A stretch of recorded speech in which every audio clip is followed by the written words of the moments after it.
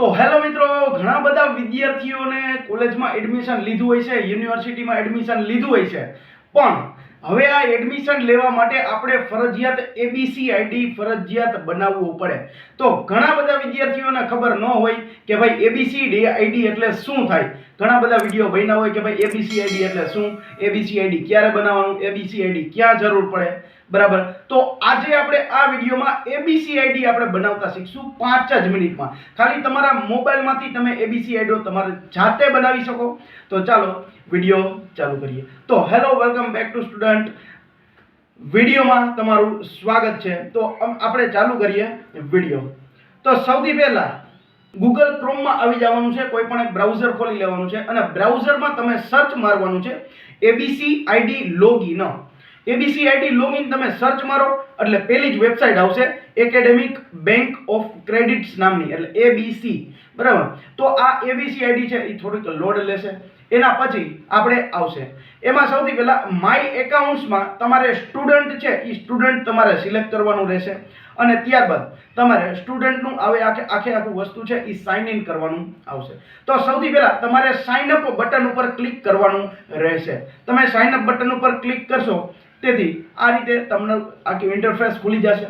તો એમાં સૌથી પહેલા આપણા મોબાઈલ નંબર નાખવાના રહેશે. જે મોબાઈલ નંબર હોય એ મોબાઈલ નંબર આપણા અત્યારે જે કરંટ ચાલુ હોય નાખી દેવાના. પછી જનરેટ OTP ઉપર ક્લિક કરવાનું રહેશે. પછી તમારા મોબાઈલમાં એક OTP આવેલો હશે, તો આ OTP છે આપણે અહીંયા નાખવાનો હોય. OTP નાખી દીધા પછી લોગિન વેરીફાઈ ઉપર આપણે ક્લિક કરવાનું હોય. પછી એના ઉપરથી આપણે સિલેક્ટ આઈડેન્ટિટી ટાઈપ સિલેક્ટ કરવાનું હોય. એમાં જો તમારી પાસે પાન કાર્ડ હોય, ડ્રાઇવિંગ લાયસન્સ હોય અથવા તો આધાર કાર્ડ હોય, આ ત્રણમાંથી ગમે તે એક વસ્તુ હોય તો એ તમે સિલેક્ટ કરી શકો. તો આપણે અહીંયા આધાર સિલેક્ટ કરીશું. તો આધાર કાર્ડ સિલેક્ટ થઈ ગયા બાદ આપણે એન્ટર આધાર, એટલે કે ભાઈ આધાર કાર્ડના નંબર જે 12 ડિજિટના નંબર હોય એ આધાર કાર્ડના આપણે નંબર નાખવાના થાય. અને પછી આધાર કાર્ડમાં જેમ નામ છે એમ જ સેમ ટુ સેમ નામ છે અહીંયા નીચે આપણે ફિલ કરવાનું થાય. ત્યારબાદ આપણે છે ડેટ ઓફ બર્થ, એટલે કે ભાઈ આપણી જન્મ તારીખ જે હોય તે ભાઈ DDMMYYYY ફોર્મેટમાં આપણે આમાં એન્ટર કરવાની હોય. આપણે બોક્સ દીધેલા હોય છે એમાં ડાયરેક્ટ આપણે શું કરી નાખવાની, એન્ટર કરી દેવાની. ત્યારબાદ જેન્ડર, મેલ, ફિમેલ અથવા તો જે પણ હોય તો સિલેક્ટ કરવાનું રહેશે. પછી આપણે યુઝર નેમ, આપણું યુઝર નેમ જે રાખવું હોય એ આમાં રાખી શકાય છે. તો આપણે યુઝર નેમ છે આપણું પોતાનું નામ જ છે એ રાખી દેવાય. પછી આપણે પિન સિલેક્ટ કરવાનો હોય, તો કે ભાઈ 4 આંકડાનો પિન આપણે જનરેટ કરવાનો થાય. નવો પિન આપણે નાખી દેવાનો અથવા તો 6 આંકડાનો. પછી એમાં કન્ફર્મ પિન ઉપર ક્લિક કરી અને ચેક બોક્સ ઉપર આઈ કોન્સેન્ટ ઉપર ક્લિક કરી અને પછી સબમિટ કરવાનું થાય, વેરીફાઈ કરવાનું થાય. એટલે આ રીતે ડાયરેક્ટ રીડાયરેક્ટ થઈ જશે. ક્યાં? તો કે ભાઈ રિફ્રેશ થઈ અને તમારે રીડાયરેક્ટ થઈ જશે. ઓકે, તો આ રીતે ડિજી લોકરમાં આપણે છે એ લોગિન થઈ જશે. ડિજી લોકરમાં તમારે જો આધાર કાર્ડ છે ટીક માર્ક અને આમાં પાન કાર્ડ ટીક માર્ક છે, ડ્રાઇવિંગ લાયસન્સ હોય આમાં એડ, તો એ પણ ટીક માર્ક થઈ જાય. એના ઉપરથી પછી અલ્લો ઉપર આપણે ક્લિક કરવાનું રહેશે. અલ્લો ઉપર ક્લિક કર્યા બાદ આપણે થોડીક વાર લોડિંગ લેશે અને લોડિંગ લીધા બાદ આપણે થોડાક આગળ વધીએ, રીડાયરેક્ટ થઈ અને આવું આવશે. તો કે ભાઈ આમાં યોર KYC વેરિફિકેશન, એમાં પણ તમારે આધાર, પાન અથવા તો ડ્રાઇવિંગ લાયસન્સમાંથી કોઈ પણ સિલેક્ટ કરવાનું છે. આપણે આધાર કાર્ડ સિલેક્ટ કર્યું છે અને પ્રોસીડ વિથ KYC ઉપર ક્લિક કરવામાં આવે.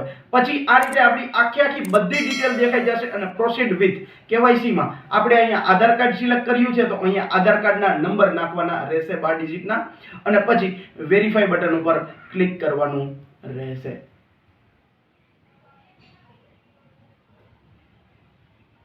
પછી સબમિટ બટન ઉપર ક્લિક કરવાનું રહેશે અને ત્યારબાદ આપણે થોડુંક લોડિંગ લઈ અને આપણે આગળ વધવાનું કરીએ.